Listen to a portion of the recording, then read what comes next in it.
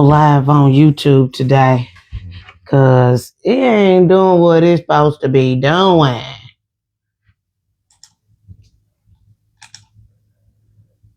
Come on in, guys.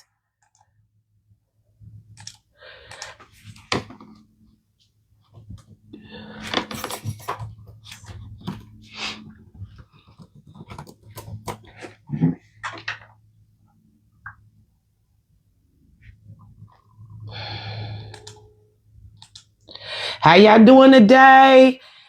Let me know who's in the chat. Let me know. If you just coming in, if you on TikTok, hit your screen, double tap your screen. If you in Facebook, give me a peace sign, say what's going on. How y'all doing today? We got a lot to cover, y'all. We got some good, exciting information for you guys today. They don't want us to be great. They don't. It's like YouTube. There we go. There we go. All right. They didn't want us to be great today. They didn't want us to be great. How y'all doing today? Who we got in the house? Put your name out there. Who we got in the house? Who we got in the house? Say TikTok might need to be moved up a little bit. If y'all can see me, y'all can hear me. Say we can hear you. We can hear you.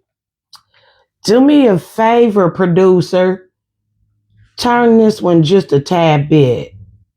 Just a tad bit. I got my producers in the house. I want to give a shout out to my team. Yay! How y'all doing today? Like I said, we got a lot to cover today. Thank you for coming in, tuning in for another week on Walking Through the Fire. Y'all, I'm speechless walking through the fire. What can I say? If you follow me, if you have been on any of my social media platforms, you know that I have been through the fire. So you wonder, why does she call this walking through the fire? What made her want to do what she's doing? And it's because I went through a lot and still going through a lot ever since 2022. But even though I'm not fully out, I've still walked through the fire to get from the other side of hell. Because where I came from, it was hell. I don't know about you, but I know you have some fires that you've walked through or that you're coming out of. All right, so really quick, if you want to get the recap, because we're doing 7 signs of generational curses. So if you want to get the recap for episodes 1 or signs 1 through 4, go to my social media page. Look at all my lives. Y'all, guess what? I remember I told y'all that I didn't think TikTok kept the lives. Guess what, y'all? They do. They do. I was in there meddling one day. And it said like your recap and where to go. I was like, shut your mouth. So you can't. Everybody, Facebook, TikTok, YouTube, you are able to go back and look at everything that we do every week. Okay. Again, if you in the house on TikTok, double tap the screen, send me some roses throughout. If you on Facebook, you can send them coins. If you want to sow a seed, be a blessing. YouTube, they said you can do stuff, but I ain't found that out yet. Maybe somebody on the other side can let me know. But before I get started, I want to thank my special guest, Kimberly Chrisman, Majors Chrisman, for coming back. I told you I was going to try to pull her teeth to see if she could come back in the room with us again. And so I'm glad you are with us again. Thank you for sacrificing so we could finish up that good conversation. No worries. I am happy to be here. Thank you for having me. Thank you. All right. So let's just jump right into it. Let's do it. So we're talking about unhealthy relationships. And so I know we left off last week talking about where we were talking about coupling. We didn't want to call relationships because, you know, people these days talking about my friend with benefits, you know, everything, my situationship, everything but That's my man. Mm-hmm. I'm gonna tell y'all something real funny. Remember last week I said they call you old lady or my old man. We was looking at what, divorced sisters or whatnot. And that 30-year-old said, yeah, this is my old lady. So again, they still, thank you, Tyler Perry, for confirming what I was saying. And so we talked about really quick getting together too soon, undercoupling, and being too young. And so I was gonna move on, but some things happened this week, Kim, that if you went on my Facebook page, that you seen the video that I did. Yeah. So I wanted to retract and kind of do my lineup today in reverse order. Is that okay with y'all in reverse order? So yeah. Did y'all see the video that I posted about, I said, if you didn't, you can go back. I recommend you go back. But TikTok, when I tell y'all I posted that video, y'all did the darn thing. Y'all did the darn thing. I think I got like 4,000 something views, over 100 and something likes. So I know y'all was feeling the video. So again, it was about these 3 young ladies. I walked out of my house, Kim, and I'm gonna be honest, y'all was being nosy. I ain't gonna lie. I was being nosy. I seen the police. I walked my little crippled butt down the steps. Like you was like Miss Bonita in Living Color. Yeah. Hanging out the window. Yeah. Said, I ain't gonna tell nobody, but I don't gossip, but yeah, baby, I was being just as nosy as I can be. But as I was standing there being nosy, I mean, it just like took my breath. I realized what I was looking at. Sure. And so I just want to hit on really quick about the video, because we talked about last week being too young of an age to be in this thing we call a relationship or coupling, and it can lead to so many other long-lasting effects that I don't think, or patterns or behaviors that I don't think, if you're young, can handle, be able to navigate through those waters when we talk about relationships and the things that stem from having relationships and intimate relationships at that, not just platonic or having sex, because sometimes, again, when we're talking about relationships, sex is a part of it, but there's so many other dynamics in a relationship that can affect you long lasting. So just to kind of recap what we talked about the young age, because it ties into the video, we talked about having relationships at a young age can cause teen pregnancies. It can cause single families to develop. And I think we see that a lot. We were a product of a single home family. And then when we have kids that grow up in these type of environments, it can lead to them seeking role models in different places or seeking the wrong role model. Kids feeling like it's their fault.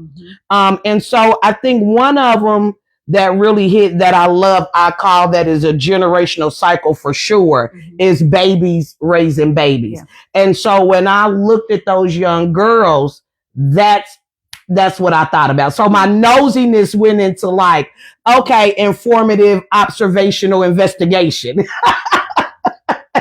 So did you look at the video and give me your opinion? What did you think? What were your thoughts about that? Yeah, of course I saw the video. It was absolutely disturbing. And there were a couple of things that I noticed, but you called them out in the video as well. First of all, you see these young women, and I have no idea what their ages are. Right. They look fairly young. I would probably say in their late teens to early 20s, perhaps. But one of the things that kind of shocked me was their level of calm through the whole thing. Yeah. Now, I don't know about, I'm a woman of a certain age, but I know if that were happening to me, given the climate that we've been experiencing with George Floyd and so many others, that to have that number of police officers that was out there too, they were deep. And they were male. They were deep for 3 girls. It was a lot of police officers out there. So in my mind, I'm thinking that number of police officers, my hands behind my back, I'm on the ground. I would be upset. I would be nervous. I might be crying. I would be scared. They handled that like a G. Like this is just that ain't their first time. Yes. This ain't my first rodeo. Been here, done that, do it again. Boo. Yeah. Who gonna check me, boo? That's what you look like. Yeah. They took them things like women. Oh my gosh. And so I didn't know how to feel about that. Yeah. I'm like, are you calm because you know this is nothing? Mm-hmm. Or are you calm because you are used to this? Yeah. And if it's because you're used to this, then that was challenging for me. And we may never know what the situation is, but those were the biggest impressions that I had about it. And I have to agree with you because I ain't gonna lie. I know I got some friends on here and some friends that I ran the street with. Baby, I was the biggest, baddest thing, but you let them bring them handcuffs out. I'm ready to cry. Yeah. You hear me? I ain't trying to go to nobody's jail, eat nobody's lunch meat sandwiches, and I heard stories. I ain't never been there. I know that's what it's like. She said, you know, clock that T as the kids. They clock that T.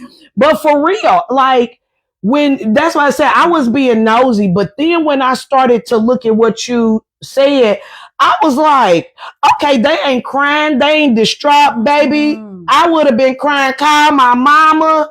I don't want to go. What can I do? You know, to get out of this.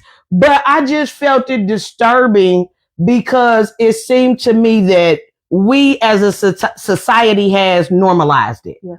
And so, to the point where they were laughing. I mean, and not because it was normal for them, but just normal that they see in their community, or like you said, we're used to this type of debacle, or whatever. And let us say that we are making some assumptions. Oh yeah, yeah. Because I know people who laugh when they get nervous. Yeah, that is just true. Their natural reaction, and maybe that's what was going on. If you're a laugher when you get nervous or you're in distress, put I'm a laugher. I want to know. There's some. It's not a big population. Yeah, but there are definitely some people who do that, and maybe that's what we were seeing, or maybe that was just the front they were putting up, right? Because people were watching, right?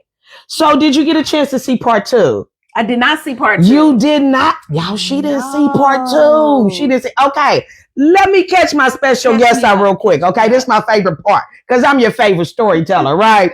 So I told them yesterday, girl, you got to take care of your public service people because, honey, they got the connects. Right. So in the video, you saw that there was a mail truck. So our mail guy said, hey, I am friends with the owner. They're over there because when I was doing the video, there was a guy in there like fixing the sliding glass door, but it looked like it wasn't shattered. So I was like, I wonder, like what's going on in the apartment, and they were taking pictures.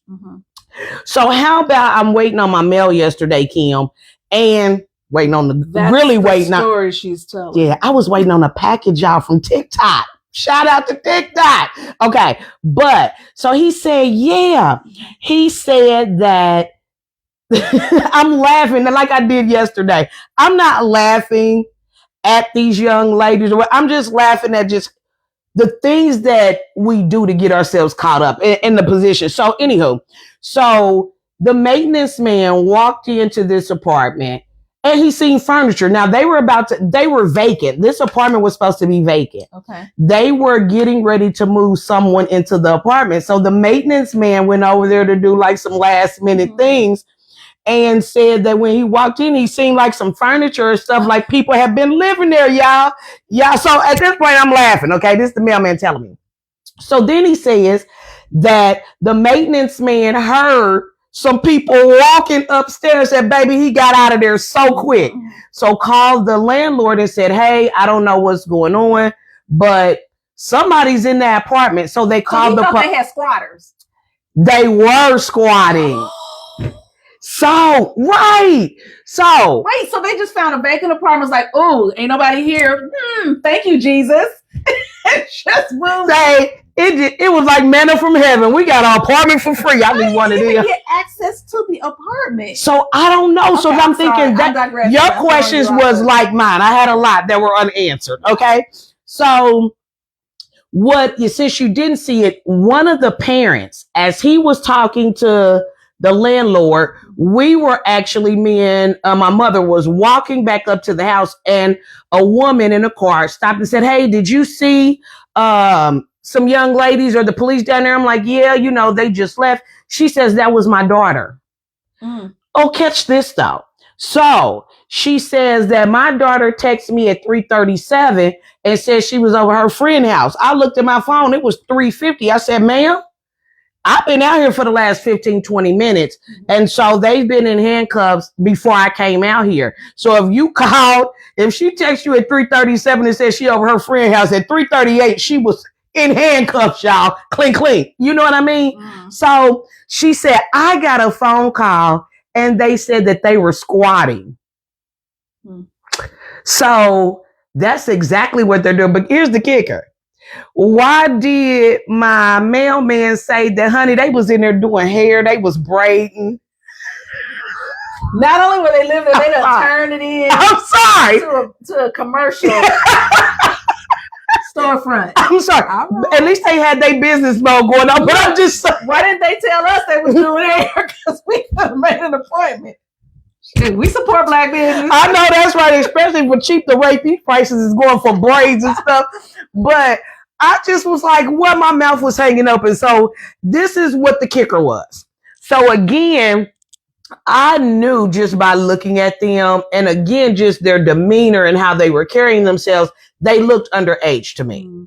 And so the mailman said, and they were underage. So that means they were under 18. I was like, what does underage mean? Is that under 21? Or that's under 18, because 18 you can go to Marion County. So my next question was, okay, what are you doing that young and you're squatting? Like what? But you know what? One of the fastest growing homeless populations is kids. Yeah. Kids and young adults. Yeah. So that does not surprise me. I mean, you have a lot of kids that go into foster care, and once they turn 18, they get put out of foster care. They're expected to go out on their own. And then you have, unfortunately, we talked about dysfunctional relationships, we talked about dysfunctional households. You have some parents who say, once you turn 18, you're no longer my responsibility. You have to go out and do what you do. And then thirdly, you have young people who say, I don't want to follow your rules. That's true. Under your roof. And so when I turn 18, I'm out of here. And they leave with no plan. Or their plan is to sit on, the couch of a friend's house, only to find out that that's a temporary situation and you thought you were going to be able to find something more permanent and you're not able to. And so now you have this population of young people who are homeless or unable to support themselves or find permanent housing. Yeah. And you said they leave out without a plan, and they also leave out with the maturity and the experience to know what life is when life gets to life. That's right. I think as an adult, some of us still can't even handle when life is life and at our age. Right. But we're able to navigate through those adversities and those obstacles and those emotions better than we would if we were under 18. Well, and here's the other thing. So yes, you're 100% correct about having a level of maturity, having a level of education, having a level of experience that allows you to be able to navigate those waters, but also, again, bringing it back to family and relationships. Yeah. If you have a healthy relationship, you can come back home. Yeah. Yeah. You can say, I was wrong. I thought I could handle this, but I can't. Can I come back home? Oh, we're going to get into it. That's good. Regroup so that I can learn from this situation. I won't say mistake because it's not always a mistake. Right. It's a stepping stone. It's a lesson. So learn from this lesson and then be able to move forward this time with a better handle on the situation. I'm glad you said something about that, because we're going to talk about that a little later. I'm hoping, because this conversation is good, I'm hoping that we can finish this and move on to the next. But yeah, I just thought it was really, really interesting. And I guess my nosiness paid off. But again, I think it hurt my heart more than anything. But as well, it just gives me confirmation that I don't care how many people are on these feeds, what I'm talking about is relevant. What I'm talking about is actually going on. It's whether you choose to acknowledge it, to see it, and so that we can do something about it. Before I move on, I do want to say, I think one of the sayings that I think as parents, as adults, as guardians is that we have to be mindful that sometimes we're hypocritical. And I'm going to give you a statement that even when I was growing up, let me know when I say this, say, I heard that, okay? Put it in the chat. Did you ever hear, do as I say, not as I do? Oh, absolutely. How many people have you ever heard that? I don't know if we getting some feedback in Facebook. I was checking and I didn't see anything. Yeah, but if you've heard that as you were growing up, I heard that. I heard that. Do as I say and not as I do. Right now, we can't use that phrase anymore when it comes to raising kids or being that mentor. Why not? Because we have to be very careful that what we're telling them to do, we're also lining up and doing it ourselves. Okay. We'll say, and I'm just going to use it because I'm a woman. Don't be running around here with all them nappy head boys, but yeah, I got a different man coming through my door in front of my daughter or my son every week. It's talking about this show, Uncle. Like in Mommy Dearest, you know how everybody was an uncle. Y'all a movie buff, I'm sorry. Have you ever had a parent that everybody they brought around said this was your uncle, but they was messing around or they were friends? Yeah. So I think we just have to be careful that when we're guiding our children, when we're guiding those that we're mentoring or those that are looking at us as role models, even though we sometimes don't want to be a role model, we just have to make sure that we are mindful of what we are exhibiting. Sure. Do you have anything that you want to add? No, I think you're 100% right. I mean, people pay more attention to what we do. That's good. Than what we say. That's good. That's good. And for your listeners who may not have been with us last week or may have joined late, I just want everybody to know that I'm not speaking as an expert in this field by any means. I just have some experience. You got a PhD in life. Yeah. You know, I have undergraduate and graduate work in marriage and family therapy. I worked for a domestic violence shelter where I went in and had clients that were victims of domestic violence and domestic abuse. I taught classes K through 12 around healthy relationships. Okay. And then I've been in the clergy or in the ministry as an ordained reverend for almost 25 years. And so having to do some pastoral care and some pastoral counseling, I've seen some of the things that you've talked about. I've studied the issues and the topics that you've talked about.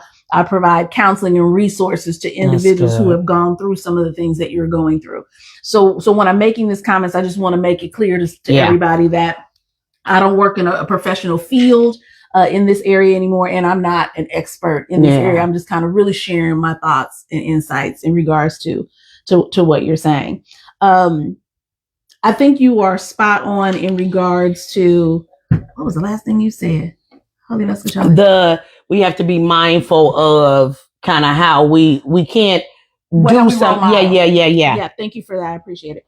And you're 100% right, because as I said, people watch what we do. Yeah. And our actions speak way louder than our words ever will. Yeah, I agree. And sometimes, especially in this day and age where everybody's got a camera on this thing, you never know who is watching you, who is listening to your conversation. Man. I sit back and I think, I wonder how many times I'm in the background of somebody's selfie. Oh yeah. And don't even know it. Photobombing. Or in the background of somebody's video. Yeah. And don't even know it. And let me tell you this, kids hear and see more than you will ever know. You think that you have the door closed, or you're talking softly in your phone, having this conversation, or you step outside on the front porch and you don't think. Yes, they do. You think you know? Yeah, I was about to say, kids and baby will tell your business at the wrong time. You be like, Junior, shut up. Be trying to crunch their lips up and tell you about your business.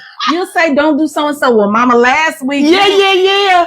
In front, but they'll do it in front of everybody though at the wrong time. Yeah. So don't ever think. Yeah.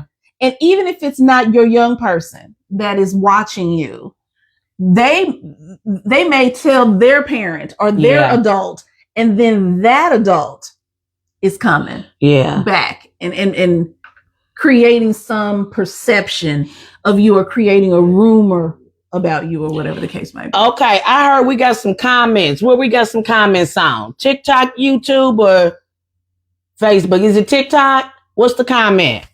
My producer in here trying to be shy. What's my comment? Kids now are exposed to so much more. We had to be outside or in the back playing unless being known. You better say that again. Said kids are being exposed to a whole lot more. Again, I don't know. We're going to jump into it. I don't know what generation you belong to. I don't know if you're a baby boomer. I don't know if you're Generation X, Generation Y. They have millennials. They have alpha. They have beta. I think I lost after millennial because I think my kids are millennial, but alpha and beta. And so it just looks so different for everybody else. And like that person said, when we grew up, we didn't have cell phones and computers. All we had was cartoons on Saturday morning. And that was about, that's as much TV time that you spent from 8 o'clock, 7 o'clock in the morning till noon with your cereal and your pajamas. After that, you had to go outside and create your own fun. And then when you tried to come in the house being nosy, quit running in and out my house. Quit letting my air out. What you doing in here? Yeah. Like you had to have a purpose. Yeah. Come back in the house. Yeah. You couldn't just come in because you live there. Yeah. You needed a purpose. Yeah. So it's unfortunate that our children don't get that exposure to something besides it being at the tip of their fingertips. Like, I don't know. Libraries are being built, but I don't see a lot of people going to the library. Why? Because you can get Google on your phone. I bet half the kids don't know how to go into the library and read the index or trying to find what you're looking for. But you know what I think is also interesting, and I can remember when we were growing up, we were allowed to watch like the Jeffersons or Good Times, and I think of Good Times more than anything else. But we watched it as a family. Yeah. So if something happened, we had adults that could explain what we were seeing, what we were hearing, how we should interpret and even apply what we had seen, I should say. But you have young people now who are watching television by themselves. We're basically using television as the babysitter. That's right, to teach the kids. And because you can stream things on your cell phones, we have no idea what our young people are watching and what they're being exposed to, but how they're interpreting what they're seeing. And they could be interpreting it inaccurately. And because they're young age that we're talking about. 100%. And so you don't have, what we had, somebody explaining to you and helping us understand, how am I supposed to process? What am I supposed to do with that? How does that apply to my life? So they're just kind of making this stuff up as they go, trial and error. And unfortunately, sometimes we're dealing with more errors. Yeah. And so let's just jump right into it. So we're talking about those behaviors that meeting someone too soon or getting with someone at a young age, the results and the things that can come. And we're talking about the family dynamics and how that can be destroyed. And one topic that I want to move to is drugs and alcohol. That is really huge for me as well, because let me hear in the text or the chat, what generation are you from? Are you a baby boomer? If you want to put your age, you can. But if you tell me what generation, then I know kind of who we're speaking to. But let me know if you're a baby boomer. Let me know if you're Generation X. And I got it wrote down. It says that's 1965 to 1980. And then which one is that one? That said Generation X. Okay.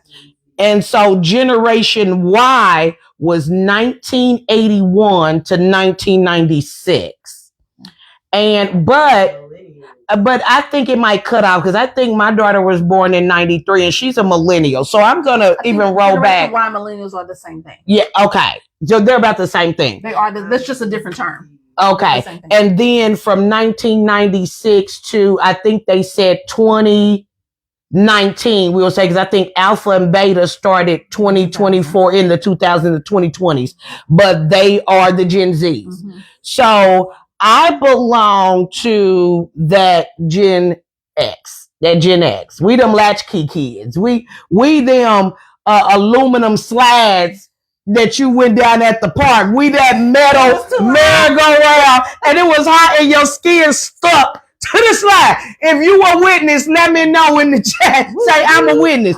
You know, that type of stuff when you swung so high, then you jumped out the swing. You know, that type of generation.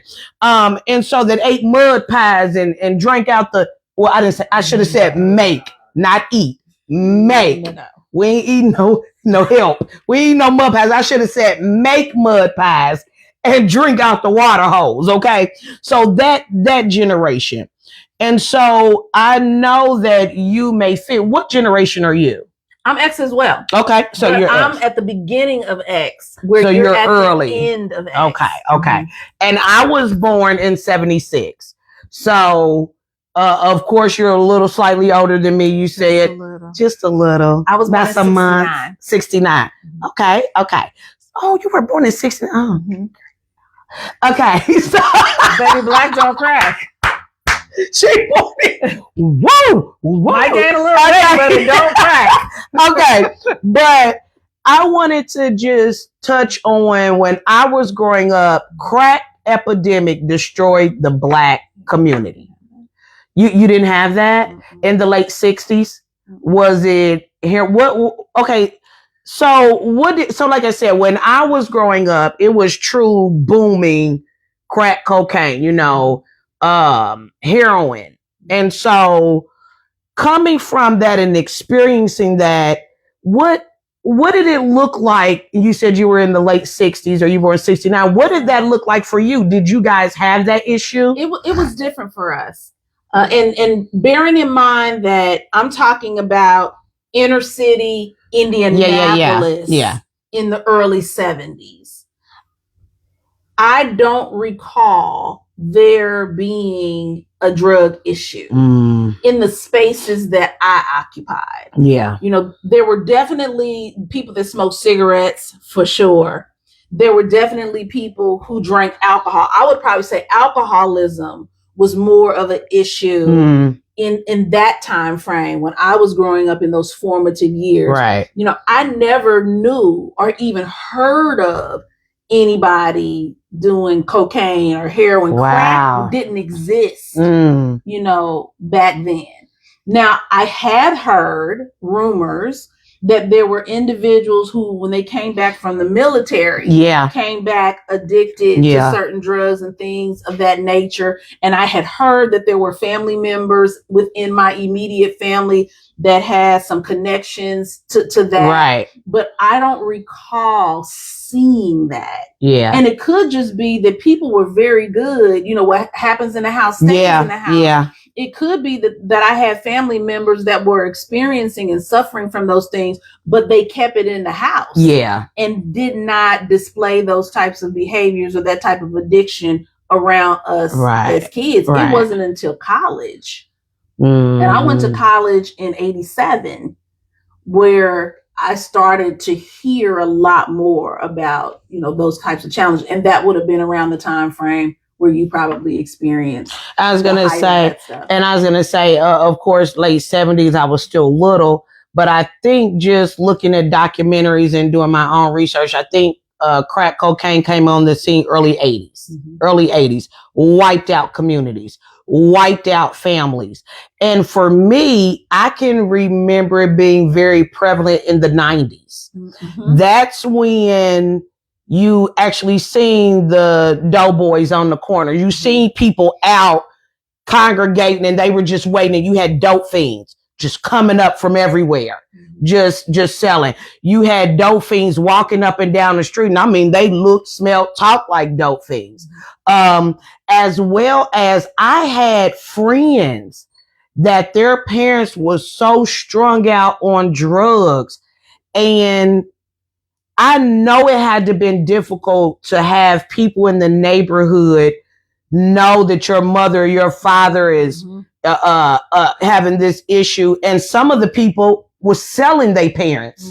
It was their friends, and they were supplying the parents with the drugs. And so I couldn't imagine how they got teased. And I know firsthand that some of those people that are adults now are still dealing with the effects of that embarrassment, having to live with that weight of it all, you know, and again, how, and I wish if anybody wants to talk about it and wants to call, because come talk to the audience, because I'm curious how that showed up in your life, and did those cycles repeat in you, and you broke it after you started doing it, or you said, I seen my mother or my father on drugs, so I'll never touch drugs at all. That's how some people are. They've been in a family where they had that alcoholic mother or father or family member, and seen how they acted or what they did, and said, I'll never take drink a drop of alcohol. You know, I also think that this is where, especially in the Black community, and you probably see it in other communities too, where you develop these play brothers, play sisters, play cousins, play aunties, play uncles, because the community would take you in when you had a parent that couldn't provide for whatever time frame to make sure that you were okay. I mean, I remember my grandmother taking in strays on the regular. Yeah, baby. I didn't know, and I'm not saying that she took them in because they had family members that had addictions or things of that nature, but there were definitely a couple of people that I can remember. One in particular, my uncle JB, who just came to visit my uncle one day as a friend. He was having some issues at home, and he was our uncle from the time he died. I did not know he was not our blood uncle until I was in my 20s. I mean, late 20s is when I found out he was not biologically related. And can I tell you, as crazy as it sounds, I think that's the first time that I've heard this, that he really ain't our uncle. No. Yeah. Bless that man. He was locked up for a long time, baby, but he wrote and called every week. Okay. Yeah. So I guess that's two stories. I guess there's a story of, you know, where, again, even when you have challenges, sometimes others will take you in to try to help break the cycle so that you do have some semblance of healthy relationship, feeling protected, feeling secure, feeling safe and provided for. But then you have this situation with Uncle JB where he had some dysfunction in his family. Again, I don't remember what exactly that dysfunction was or what that disagreement between he and his mom was that caused him to come and live with us and never go home. But he never talked about her. I don't recall him visiting her. That doesn't mean that didn't happen.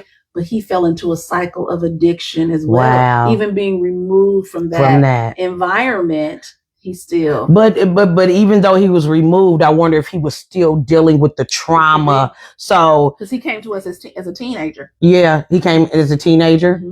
Interesting.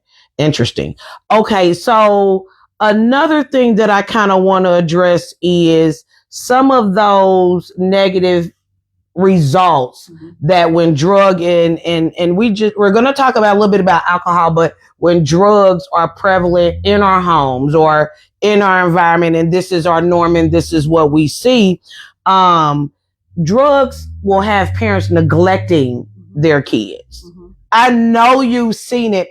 You know how many crack babies were born in the hospital and kids have been taken away from their parents? Why do you think now they do drug tests when you have a baby before you leave the hospital? They want to know, because if you got any of that, liability CPS is going to be at that hospital room door. But we're talking about the breakdown of the family as well. So when we talk about drugs, period, not even cocaine, but just drugs, period, wiping out whole communities, wiping out the Black household, because it was one thing and one thing only, the drugs. And I don't even know I got kids sometimes. People were selling their kids just for the next fix. And so what did that cause us to do? That caused us to have to raise ourselves. God forbid you have brothers and sisters. I know I'm not by myself. If you experienced that, put in the chat. I've experienced something like that, where you were the oldest at 9 and you had 3 other siblings and they were younger, but you were the one that was bathing, cleaning them, making sure they got to school. So just like I think I talked about last week, we are now causing our kids to step into this role that they are not mature enough to handle. And so again, now I'm dealing with abandonment issues, you know, so it causes, like I said, it causes the breakdown. It causes, you know, parents neglecting their children. It causes the children raising themselves, and then we wonder why babies are having babies and continue to do it. Or the choices to spend money on those items, whether it be alcohol or drugs. And again, like I'm glad you said that could include a multitude of things, from marijuana to pills to hard drugs. But those things cost. Yeah. And so when you're taking resources and not paying your rent, you're not buying food, you're not keeping the lights on, you're not keeping the heat on, you're not keeping gas in the car, because you need to support that habit or that desire for that item. And so you can be giving your child lots of love. Yeah. Give them lots of hugs. Tell them I love you, but the lights aren't on. Yeah. And it's cold in the house because the gas isn't turned on. You know, there's no food in the house because we're not making great decisions in regards to providing for kids as well. So I wanted to make sure that we brought up that other aspect. Oh, yeah. And then sometimes parents won't even come home for days or weeks. I think I was just looking here recently, social media. I think it was a 11-year-old. Their mother had not been there in 3 years. 3 years. Y'all, she was with her boyfriend. And it was the 11-year-old, and I think and it was 2 to 3 other kids, and I think the youngest might have been like 3. And so they would hear the kids crying all the time, and nobody knew. The mother was bringing them food like once a week. Well, what happened was she didn't come for a whole month. So the 11-year-old finally went to the neighbor and was crying like, we don't have no food. We've been here by myself. When the police got in that house, it was hazardous. You know, I mean, they locked the woman up, took the kids. And so just going back to your kids, you're abandoning, you're neglecting them. And sometimes that ends your kids up in foster care. And so that wasn't because of an addiction. That was because of a relationship. I'm going to say it might have been a sexual addiction. I don't know. They didn't give all the details. They just show what happened with the kids, where the mother had been, and then this environment. Yeah, it was horrendous. It was horrendous. But this is what happens when you got an 11-year-old taking care of an 8 and a 2 and a 3-year-old. They don't even know how to take care of themselves. Well, let's spin us back to, we talking about healthy relationships. Yeah. So I'm just going to take a quick little bunny trail. Yeah. But remember when you knew who your neighbors were? Yeah. And that's remember true. when neighbors checked on other neighbors? Remember when your neighbor could check you as a child? Yeah. Because the village raised the kids? Yeah. It was like, you know, you had to be on your P's and Q's no matter where you went, because, you know, Miss Malone down the street. And we had a Miss Malone. might check you. Yeah. And spank you. And call your mama. You call your mother or your dad, and you go home and you get a spanking again. And now you have situations where you're living right next door to people. Yeah. You don't know them. They don't know you. That's right. And the relationship is either fractured or non-existent. Yeah. To the point where you don't know that 3 minors are at home by themselves. Yeah, you're right. For a month. You're right. You don't notice that. Yeah. You don't notice that they're not leaving to go to school. You're not noticing that these kids are not outside playing. You're not noticing that there's no adult walking in and out of the house. You don't notice that, or you do notice it, but you don't say anything, because if you do, somebody's going to cuss you out. Yeah. For caring. That part. I'm so glad you brought that up. And it's another thing. Before we leave, I'm going to give you this because it's something I want to talk about. But society has shifted to, don't say nothing to my child. Mm-hmm. You ain't their mother. You ain't their father. But if you can't say nothing to them, who can say anything to them? Mm-hmm. And so we don't have that village anymore to help raise. Why? Because you don't want nobody to check your trifling bad child, and they disrespectful, and they disrespecting you. I'm sorry. I don't know who I'm talking to, but I cannot sit by and let a child disrespect an adult. Mm-hmm. That's when I'll be like, baby, excuse me. I'm sorry. Do you mind if I say something? Mm-hmm. Now you can tell me no or whatever, but I have to chime in. I don't know what it is about me. Like, I wanted to go over there and run and say, take them handcuffs off of them girls. What did they do? Like I was but again, that is just the heart I have for people. I don't know what to call it. I don't know. Sympathy, compassion. Yeah, and respect. You know, you asked at the end of our time together last year, you asked me to say a few words. And one of the things I said was, it's never too late Yeah. to change. And it's never too late to become the village Yeah. that we need to be. Sometimes if you have these patterns, these dysfunctional patterns that have been happening, it can be very difficult for you to be able to stop it. Yeah. Because that dysfunctional pattern is your normal. It's Either ingrained. if you are the perpetrator Yeah. of the dysfunction or you're the observer of the dysfunction, it's kind of become a norm. And so if you don't have another model to see or another demonstration to see, you don't go, oh, something's wrong with that. I remember I was working at the domestic violence shelter for the YWCA in Fort Wayne, Indiana. And one of my clients came in, and it was the mom, and she had 2 kids. And so I was talking to one of the kids, and I was like, you know, how was your week? And he said, I went over my friend's house this weekend. I'm like, oh, you know, that's great. Uh-huh. And I said, how was it? And he was like, they don't fight over there. And I Wow, was like, interesting. what do you mean? He was like, they don't scream and argue over there. Wow.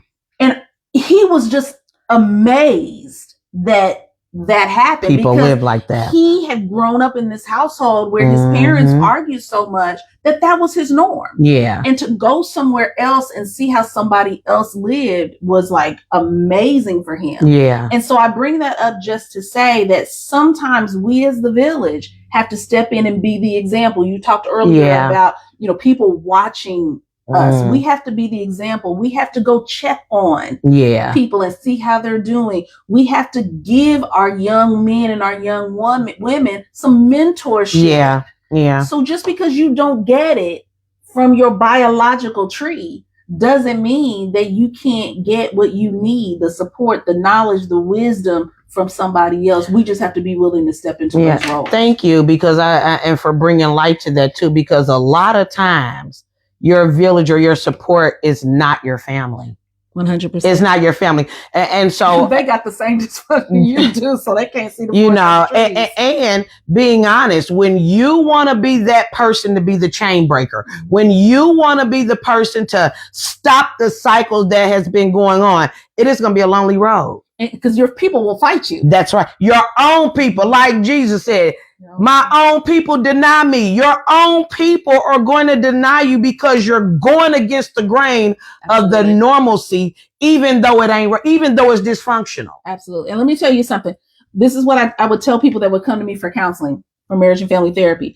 Because you have come and sought help, and we're going to work on those things that you need to work on to create a better situation for yourself. Recognize the people in your household, unless they come to therapy too. That's right. There's going to be some challenge. Because it's just like if you feel like the house is cold and you go turn the thermostat so that you are warmer and more comfortable, everybody else is like, wait a minute now. You just threw the temperature of the house off. What are you doing? I turn it back to I do that anyway, and it ain't dysfunction with that. So just think, if you live in a household where y'all used to smoking weed or drinking or arguing, and you're like, I'm not going to drink anymore, I'm not going to smoke anymore, or you're just trying to lose weight because you want to be healthy, I'm not going to eat this type of food anymore, so we're going to cook differently. People in your house is like, what do you mean we ain't eating bacon no more? Well, so you don't eat bacon, but I can still eat bacon. You're not frying no chicken no more.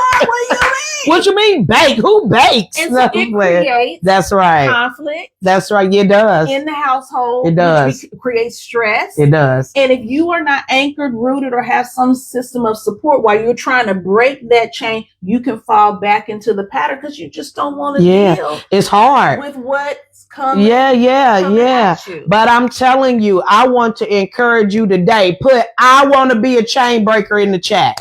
I want to be a chain breaker. I'm telling you to be the best decision that you make. Now, what I will say as well is they say anything worth having ain't easy. That's right. And so it's gonna be work, but look at the results that not only will affect you, but it'll affect your seed, your seed, or those that are even connected to you. And find support. Yeah. And there is support out there. Whether it's in your family, outside of your family, depending on whatever it is that you're trying to break, there is probably some sort of Facebook group. Yeah. Walking through the fire. You know, that you can hook up with to find like-minded, Yeah. like goal people that will walk with you, that will hold you accountable, that you can hold accountable, somebody you can call and vent, and that will allow you to keep that thermostat Yeah. where it needs to be, Yeah. even if you have people that keep trying to change it. I like that, because you definitely gonna need that support Yeah. system, especially when you're on an island by yourself. Absolutely.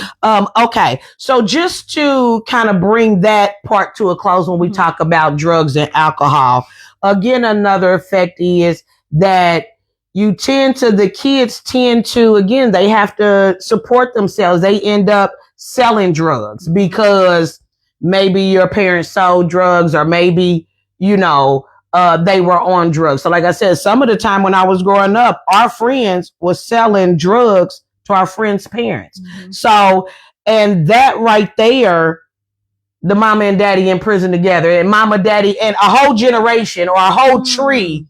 Oh, it happens. Oh, it happens. Yeah. You got the daddy and the grandfather and the father all in jail together. And it's sad. And then lastly, just know that it also ultimately can cause our kids to just repeat that drug and alcohol abuse pattern as well. And that just causes more issues. One last thing we haven't talked about, Mhm. even if you have, because you said at one point, you can decide as an individual, I saw this growing up and that is not how I want Right. to be. But that doesn't mean that you still don't walk away with the emotional, psychological scars I like that. come from that. Yeah. It can breed low self-esteem, Yeah. low self-image, low self-worth. And when you walk as a wounded person, a few things can happen. You either wound other people, the expression, hurt people, come hurt on, other yes, people. yeah. Or because your self-esteem, your self-efficacy, tank is so empty that you will look for validation, you will look for love, you will look for in the wrong place. all Yeah, yeah. the wrong places. I agree. But they don't feel wrong. Yeah.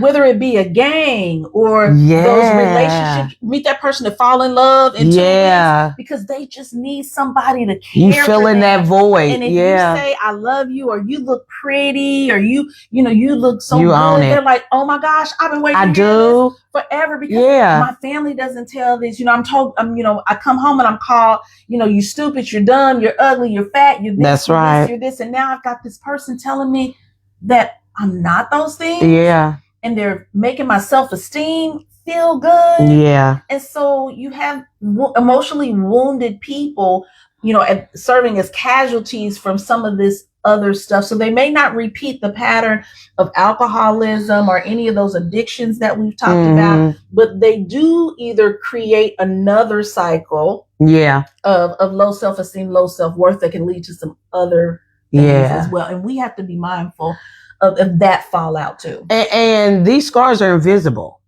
And these are the people that we're dating and don't even know it. Look, because that pattern of alcoholism and drug addiction bred this child who has low self-esteem. My God. Who's looking for love in all the wrong My places, God. Who then gets into a relationship too soon, too young. And because they were latching on to this person because they made them feel good, and they were giving themselves to this person. Yeah. This person wasn't latching on to them because they really liked them. So the relationship is probably not going to last. And then what do? Now you pregnant. Yeah. This person is gone. I got a question, and it's on TikTok. Okay, we got a question on TikTok. How do you handle someone who is dealing with generational problems / addiction and isn't ready for help? Or even how do you handle somebody who recognizes it? Okay, if I can, because I don't know if you heard that. How do you deal with somebody that has generational issues? How do you handle someone I hope y'all can hear dealing with generational problems / addiction and isn't ready for help? You answered your own question. You can't help somebody that the famous saying is, you can't help those that don't want to help themselves. And I don't care if it's gambling, I don't care if it's drugs, I don't care if it's alcohol, I don't care if it's whatever addiction it is, if they are not ready to change, if they have not hit that rock bottom for them, because everybody's rock bottom looks different. Until they hit that rock bottom, they ain't gonna be able to be helped. Would you agree? I would agree. You can't help them heal from that generational curse, that whatever, but you can help them have a safe place to land. Does that mean though that you enable them? Because that's a thin line. It is. And no, I'm not saying that you enable them, but let's say that you have a friend potentially, and I know we're running out of time here. Let's say that you have a friend potentially who is demonstrating reckless behavior. Let's say promiscuity. Right. And that is a generational thing that you notice, but they don't see it. And they're just having fun, living their life. They're young. Right. But you see that this behavior could lead to something that they may never be able to change, get back later in life. So what you can do is you can have a conversation if you have a strong enough relationship with them to say, I love you. Yeah. And I see such great potential in you. Let me ask you some questions. Tell me what it is that you're getting out of this behavior. This is what I see. And not from a damning place, but a place of I love and I care about you. Having these relationships with these people, do they really care about you? Are you really caring about them? Right. What happens if you get pregnant by this person? What's going to happen after that? Maybe helping them kind of see, but recognizing, particularly if they're over 21, they are grown. Yeah. They can make their own decision. And if after you have that conversation, they're like, but I like the way that I'm living my life. You said, okay, but I'm still going to love on you. Yeah. And I'm going to still care about you. I'm going to try to respect your boundaries, but I'm going to try to keep you safe at the same time, if that's okay with you. That's good. That's good. And so you always want to make sure they have somebody that they can come and confess the truth to, because if they not come judged to you and you're going to judge them, when they get in trouble, they won't tell you. No. And then there really will be. So that's what I mean about you can help them by maintaining this place, being a safe place for them to land. That's good. Thank you. And I got like 2 minutes. So this is really what I want to stop with. I want to talk about incarceration really quick. Okay. And again, because it touches back on jail is another thing that really just obliterates or obliterates the family dynamic, especially in our Black communities. And so what I want you to do, I hate that this is 3 parts, but I mean, we got like a little bit more. I know you may not be here with me next week.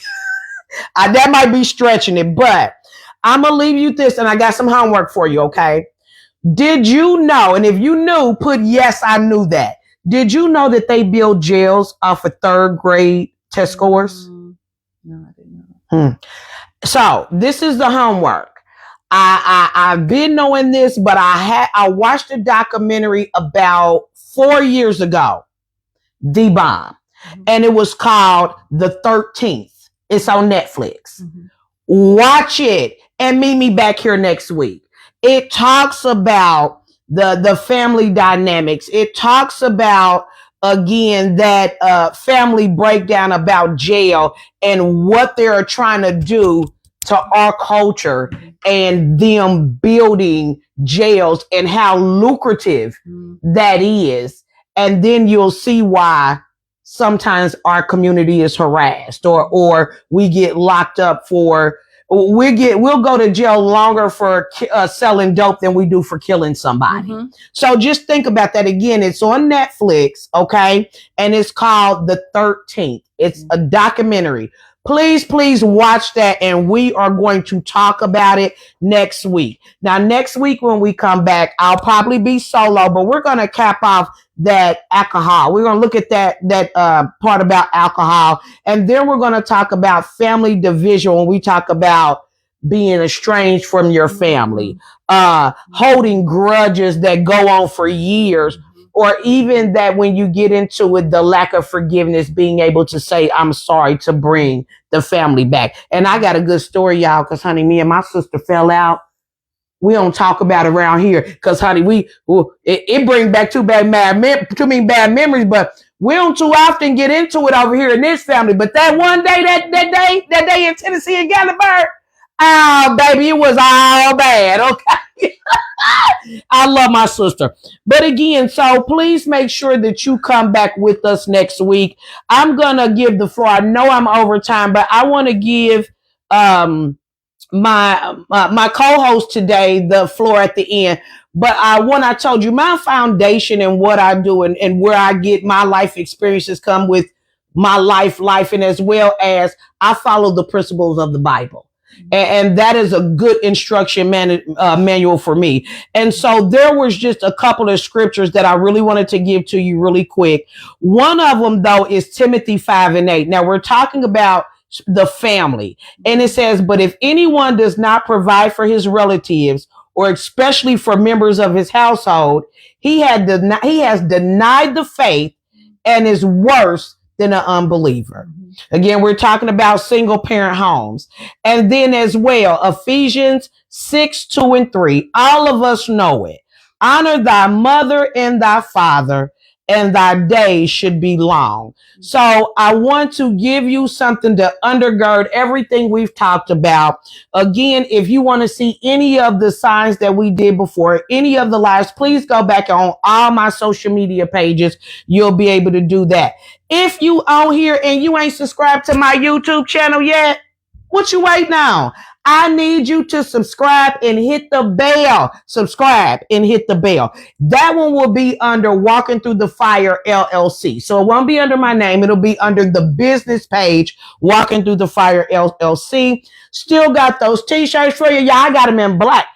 If you out here and you bought a shirt, I just need you to take a picture so the people will know that I'm not lying. And we got some chain breakers out there. I need y'all to send them, put them on Facebook, put them on TikTok, as well as, again, you can find me on Facebook, Crystal Majors. You can find me on TikTok, Crystal Majors 159, as well as YouTube, Walking Through the Fire LLC. If you want to come on this show, if you want to be a part of this, what we're doing right now, big, email me, WTT, the word fire, FIRE3 @gmail.com. Again, help me to say thank you, Kim Majors Crispin, for stopping by for 2 weeks. So give us just maybe 1 minute, maybe 30 seconds of some encouraging words to our listeners. I'll just repeat what I said last week, that it is never too late to do something different. And I will add to that, for those who may not be in a dysfunctional situation or an unhealthy situation, something that we brought up today, you too can make a difference by being a good neighbor, that being part of the village that aids individuals in breaking barriers. Check on people. Check on your neighbors, check on the kids, see how they're doing, invest in their lives, ask them how they're doing, be a mentor, be a sister friend, be a big brother. There is nothing wrong with that. Like we said before, that there is learning and healing that can happen outside of the family as well. And I think we need to get away from just living in our little silo on our little porch in our little neighborhood and really become a village again and create safe spaces for people to be able to share what's going on with them, having someone that they can talk to give good advice and good wisdom, good direction, and just being there for one another. All right. Thank you guys so much. God bless you. You know, I always love y'all tuning in to hear little on me, your favorite storyteller. But until next week, you be blessed, delivered, and stress-free. Amen. All right. We out from Walking Through the Fire. We love you. Have a great evening. Bye.